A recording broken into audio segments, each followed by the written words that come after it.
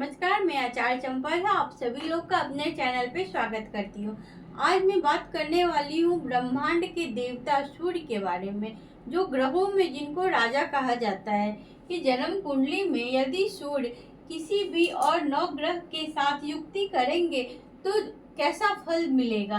किसी भी भाव में ये युक्ति हो सकता है। केतु, राहु, चंद्र, मंगल, गुरु, बुध, शुक्र, किसी भी बाकी ग्रहों के साथ अगर सूर्य की युक्ति किसी भावों में होगा जन्म कुंडली के, तो कैसा रिजल्ट आएगा, कैसा फल मिलेगा। तो सबसे पहले बात करते हैं, यदि किसी भी जातक या जातिका की कुंडली में सूर्य देव लग्न में बैठते हैं तो ऐसे लोग गवर्नमेंट जॉब से रिलेटेड काम करते हैं। और जब ऐसा भी देखा गया कि जब भी जन्म कुंडली में सूर्य लग्न में बैठता है तो इनकी जो प्रथम संतान होती है वो पुत्री होती है, मतलब कि कन्या संतान इनकी पहली होती है। अब बात करेंगे सूर्य और केतु का। अगर जन्म कुंडली के किसी भावों में कहीं भी सूर्य और केतु की युक्ति हो जाए तो इसको ग्रहण योग कहते हैं। यह योग जन्म कुंडली में किसी भी भाव में बनना अच्छा फल नहीं देता है। नाम से ही पता चल रहा है कि ग्रहण लग गया, इनके ऊपर ग्रहण लगे, इनकी जो इच्छा शक्ति होती है ना वो बहुत कमजोर हो जाता है। ये कंफ्यूज होते हैं, इनकी मनोबल जो होती है बहुत कम हो जाता है। ये हर एक चीज से अलगाव, मतलब अपने आप को अलग फीलिंग करने लगते हैं।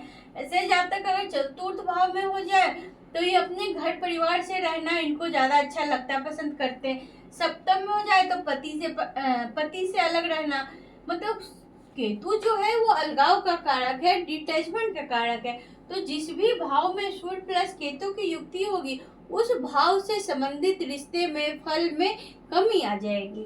तो अब बात करेंगे सूर्य और राहु का। सूर्य और राहु ये क्या होता है, ये भी ग्रहण दोष होता है ज्योतिष शास्त्र में। तो ग्रहण लग गया सूर्य के ऊपर, इनका मन भटक जाएगा। ऐसे लोग जो होते हैं ना भ्रमित रहते हैं, कंफ्यूज रहते हैं, क्या करें क्या ना करें, हमसे होगा कि नहीं होगा।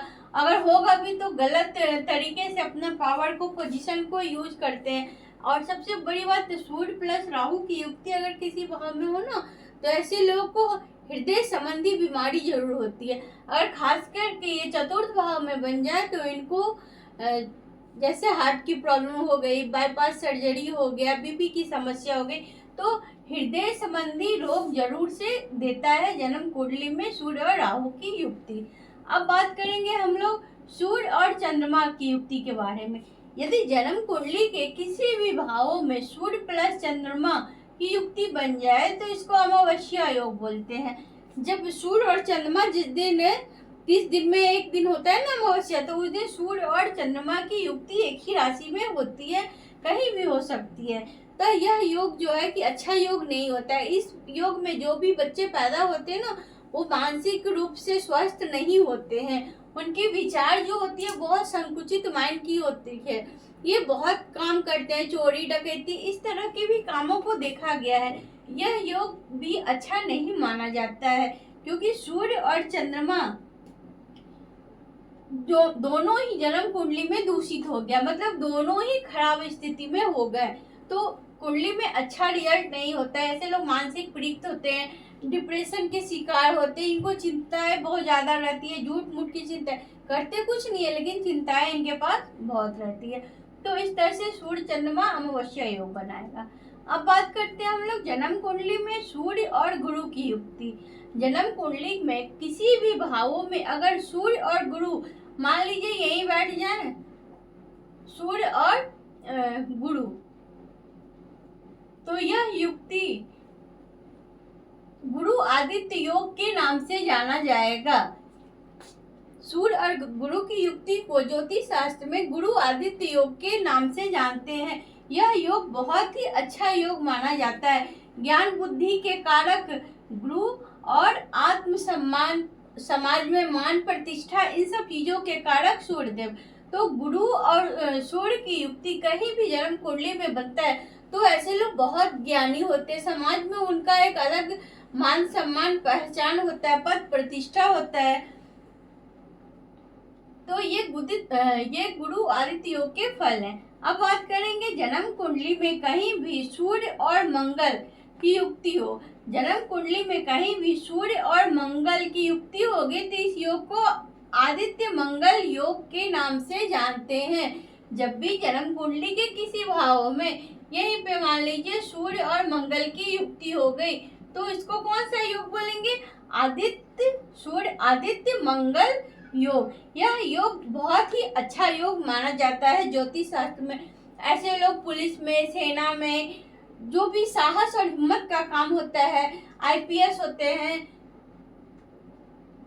तो समाज में मान प्रतिष्ठा के कारक सूर्य और मेहनत, एनर्जी जिसमें वेस्ट होता है, एनर्जी जिसमें लगता है, उन सब चीजों के कारक मंगल। तो जिस भी भाव में कहीं भी अगर सूर्य और मंगल की युक्ति हो जाए ना, तो ऐसे लोग सरकारी संस्था में बहुत ही ऊंचे पद पे काम करते हैं। आप चेक कर सकते हैं इस चीज को। ये बहुत अच्छा योग है कैरियर के लिए, ये योग बहुत अच्छा है। अब बात करते हैं सूर्य और बुध की युक्ति के बारे में। सूर्य और बुध की युक्ति अगर जन्म कुंडली के किसी भाव में बन जाए, कहीं भी बन सकता है, मैं ऐसे आपको समझाने के लिए लिख रही हूँ। सूर्य और बुध की युक्ति अगर कहीं बन जाए तो इस योग को बुध आदित्य योग के नाम से जानते हैं। इस योग में होता क्या है? तो इस योग में जातक या जातिका या बालक बहुत ही पढ़ने में तेज होते हैं, उनके पास ज्ञान बुद्धि बहुत ज्यादा होता है, ये तार्किक शक्ति के होते हैं, इनके पास नॉलेज बहुत ज्यादा होता है, इनकी जो बौद्धिक शक्ति, कल्पना शक्ति होती है, ये बहुत ज्यादा होती है। तो इस तरह से बुध आदित्य योग पढ़ाई के लिए, ज्ञान के लिए बहुत ही अच्छा और सुंदर योग है कुंडली में। आप चेक करिएगा इन सब योगों को कि कहीं आपकी कुंडली में कौन सा योग बन रहा है और कैसा रिजल्ट आ रहा है। अब बात करते हैं हम लोग सूर्य और शुक्र के बारे में। जन्म कुंडली में कहीं भी यदि शुक्र और सूर्य की युक्ति हो जाए तो इस युक्ति को कौन सा योग बोलेंगे? इसको शुक्र आदित्य योग के नाम से जानते हैं। किसी भी भाव में ये योग बन सकता है, सूर्य और शुक्र की युक्ति। यह भी योग कैरियर के लिए बहुत अच्छा है। जिसकी भी कुंडली में सूर्य और शुक्र की युक्ति होती है ना, ऐसे लोग कलात्मक चीजें बहुत ज्यादा करते हैं, जैसे खेल कूद, पेंटिंग, ड्राइंग, इन सब चीजों का नॉलेज उनके पास बहुत ज्यादा होता है, क्योंकि शुक्र कला का कारक है और इनसे ये लोग अपना कैरियर भी बना सकते हैं, बनाते भी हैं। तो ये योग कैरियर के लिए तो बहुत अच्छा है, बेस्ट है, लेकिन फैमिली लाइफ के लिए ये अच्छा नहीं है, क्योंकि सूर्य और शुक्र जो है कि ब्रह्मांड के राजा हुए, शुक्र जो है कि भौतिक जीवन के सुख के कारक होते हैं, तो इनको भौतिक जीवन इतना अच्छा फैमिली लाइफ नहीं रहता है, लेकिन कैरियर बहुत शानदार होता है। अब हम लोग बात करेंगे शुक्र और शनि के बारे में कि जन्म कुंडली के किसी भी भाव में मान लेते हैं यही बन जाए सूर्य प्लस शनि, तो यह योग अच्छा नहीं माना जाता। ऐसे लोगों को अपने पिता के साथ नहीं पटती, नहीं बनती। ऐसे लोग अपने पिता को छोड़ के अपना कैरियर व्यवसाय शुरू करते हैं। यह कैरियर के लिए भी उतना अच्छा नहीं है। उनके कैरियर में उतार चढ़ाव बना रहता है कि सरकार जहाँ पे वो अगर गवर्नमेंट जॉब करते हैं ना ऐसे लोग, तो ऐसे लोग भी जो है कि गवर्नमेंट के प्रति, सरकार के प्रति ईमानदार नहीं होते, वफादार नहीं होते और गलत तरीकों से पैसा भी कमाना चाहते हैं और कमाते भी हैं। इसलिए ये योग को अच्छा नहीं माना जाता और ज्योतिष में इस योग को दारिद्र योग के नाम से जानते हैं। नाम से ही प्रतीत हो रहा है ना दारिद्र योग, तो यह योग कुंडली में अच्छा योग नहीं है और अच्छा रिजल्ट भी नहीं देता किसी भी भाव में बैठ जाए तो इस तरह से आप लोग समझ गए होंगे कि सूर्य का यदि किसी भी ग्रह के साथ केतु, राहु, चंद्रमा, गुरु, मंगल, बुध, शुक्र, शनि, इन 9 ग्रहों के साथ कहीं भी युक्ति संबंध हो तो कौन सा योग बनेगा? तो ग्रहण योग, अमावस्या योग, बुध आदित्य योग। आप लोग चेक करिएगा कि आपकी कुंडली में कौन से योग बन रहे हैं और कैसा रिजल्ट आपको मिल रहा है। उम्मीद करते हैं ये वीडियो आप लोग को अच्छा लगा होगा। तो मिलते हैं अगले वीडियो में किसी नए टॉपिक के साथ। हर हर महादेव।